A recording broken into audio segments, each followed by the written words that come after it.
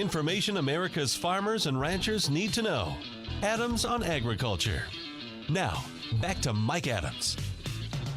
U.S. agriculture celebrates the lifting of metal tariffs against Mexico and Canada. That includes the U.S. dairy industry, part of that celebration. Joining us now is Shawna Morris, Vice President, Trade Policy for the National Milk Producers Federation. Shawna, thank you for being with us. Tell us the impact of those tariffs on U.S. dairy exports. And now that they are lifted, give us an idea of what that now means moving forward for U.S. dairy producers. Well, thanks, Mike. Happy to be here today. We're absolutely elated that we finally have a resolution on this issue. The Mexican retaliatory tariffs on our cheese exports have been a heavy hang, particularly in terms of companies' certainty with their most important export market in Mexico and the resulting flow back to farmers that have been forced to bear the brunt of 20 to 25% retaliatory tariffs on those products over the last several months here since last summer. We also think that in addition to getting back to duty-free trade with our biggest foreign customer, we're really happy about the momentum that we think that helps to build for moving USMCA forward. There's a lot of dairy benefits in that agreement, and we're eager to see Congress work through the remaining issues that have been identified as key political priorities to try to get to a positive approval of this in short order here. Yeah, lifting of these tariffs was seen as critical towards getting USMCA passed, right? It was hard to imagine it could pass without these tariffs being lifted. I think that's an excellent way to put it. There certainly were a number of leading and quite most notably, I'd probably say, of course, Chairman Grassley of the Senate Finance Committee, that were insistent that this was a need to get peace in order to get to a positive result. We recognize it's not the only one, and there's some other elements that need to fall into place here, too, that need some hard work likewise. But certainly having this one tackled and out of the way is fantastic for our exports and positive for the momentum and the direction that we hope USMCA will move in. So as we look at immediate impact on dairy exports to Mexico and Canada, you mentioned the impact it has on being able to move more U.S. cheese into Mexico, but it also, when we look north to Canada, impacts our sales of yogurt into that market, doesn't it? It does. That one probably has been certainly I'd say a smaller piece compared to the Mexico cheese slice of it. We export roughly $2 million worth of yogurt to Canada, and that had been subject to their retaliatory tariffs as well. Just a benchmark for comparison, I think the reason that the Mexico slice has dominated mine so much more for dairy has been that that's in the neighborhood of about $400 million a year. But it's good to see both those pieces put to rest. We're talking with Shawna Morris, Vice President, Trade Policy for the National Milk Producers Federation.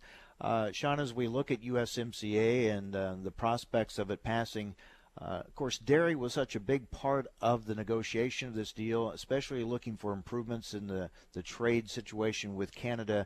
Refresh our memories, what's in USMCA that the U.S. dairy industry feels, while not maybe solving all the issues, at least as an improvement over what we have currently?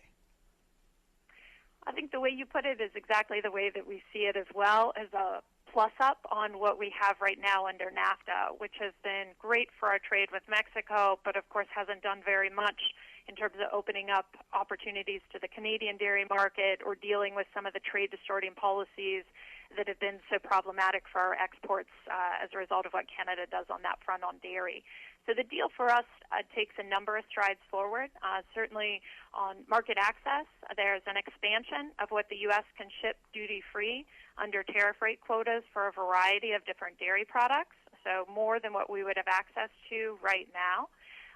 Equally important, if not even more so, I'd say, are the reforms and disciplines to Canadian dairy pricing policies that USMCA makes, and that was specifically in response to our industry's deep concerns about Canada's Class 7 pricing policy, the impact that was having not just on bilateral trade between us and Canada, but on Canada's dumping of milk powder exports onto global markets.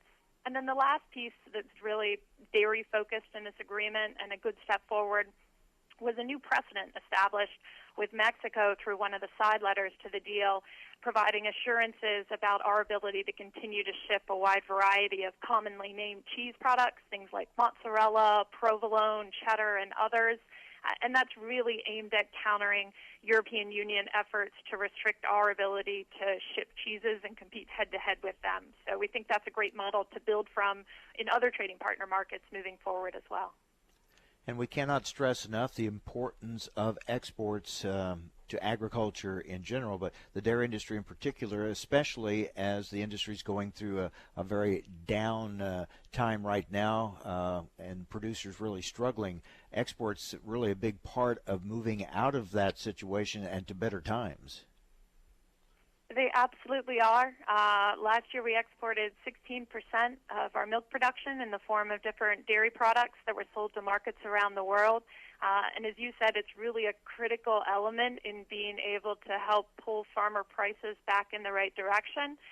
We certainly saw that work the opposite way last year when it seemed like the clouds were parting and we were beginning to see prices trending back where we'd like them to go, only to see the retaliatory tariffs hit in a double whammy from Mexico and then shortly thereafter from China. So having one of those solved and off the decks is a big weight off of that price pressure. And certainly the China resolution will remain a big priority for us as well, given how important that market is for dairy exporters. And give us an update on the tariffs and the retaliatory tariffs that are in place now, how that's impacting our dairy exports to China. Well, thanks for that. Our dairy exports, unfortunately, have taken a very sizable hit to China while the retaliatory tariffs have been in effect. China's two waves of retaliation that were imposed last year collectively cover virtually all dairy products that we ship at tariff levels that retaliatory tariff levels that go up to 25% at their highest levels. In the first quarter of this year, just by way of example, we saw our exports drop for dairy export volumes by over 40%, while dairy exports from a number of other exporters, so collectively China's imports actually grew by double digits. So it's clear that China's market's still growing. They're still dairy hungry and need even more year over year, but it's other suppliers that are benefiting from that at our expense. We're keen to see a resolution to these issues so that we can move forward and export more product again to China and see a number of the problems that have been identified in the discussions with China dealt with positively. And with talks starting up with Japan, what is the potential of that market for U.S. dairy producers? Japan's already a top market for us. And so when we look at the prospects of an FTA, I'd rank that as right at the top of the list in terms of the most important new free trade agreement partner that the U.S. could secure. We're very strongly supportive of the administration's pursuit of that deal. We're looking, like many others in agriculture, at ensuring that we don't slide backward over the next few years. Key competitors, Europe and New Zealand and Australia, have their own FTAs in place now with Japan and are beginning to phase in the benefits of those. That's going to give us a run for our money as the years move on here in not too short order. We want to make sure that negotiations are focused on referencing what Japan's already done in those prior trade treaties, and then looking for areas where we can really go above and beyond that to make sure that we're competitive and have preferential access to such a large dairy importing market. So that's already a good market for us. So two goals there is to maintain what we have and then hopefully even increase market share in Japan. Absolutely. How much of a disadvantage are we? You mentioned those other trade agreements. We're not in TPP, and these other countries have deals. How much of a disadvantage does that put us in Japan, even though we are doing good business there? How much more could we possibly do? It varies right now, product by product, since there's so many different dairy tariff types of dairy products that are covered by the terms of the FTA treaty. I'd say right now our exporters are at a slight disadvantage, a couple percentage points or so, give or take.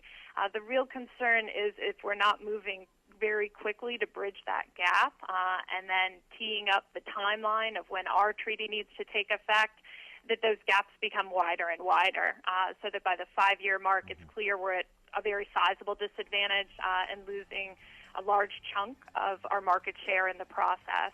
On the other hand, there's expectations that Japan will continue to grow, particularly for cheese needs. It's been an expanding market and still an expectation for more potential on the upside in the years to come. All right, Shawna Morris, Vice President Trade Policy for the National Milk Producers Federation. Thank you, Shawna, for joining us on AOA.